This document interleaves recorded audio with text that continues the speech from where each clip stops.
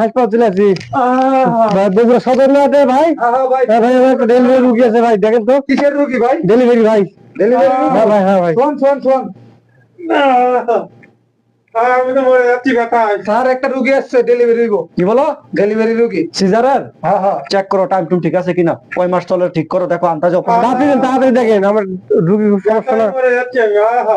Time দেখো। টিকের কাগজ, টিকের কাগজ দেখো, দেখো এটা কি?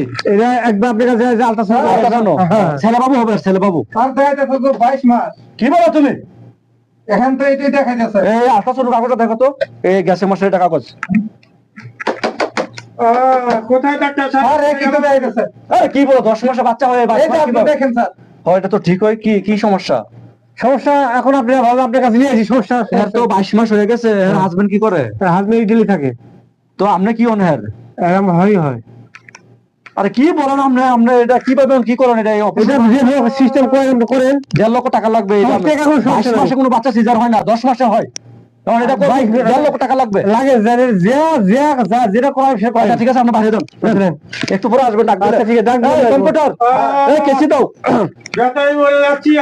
কেসি দাও, কেসি। ব্যথায় মরে যাচ্ছি। আরে বড়টা দাও।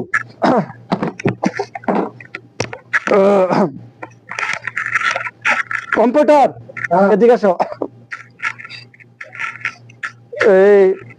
এই মহিলার দেবররা ডাক দাও।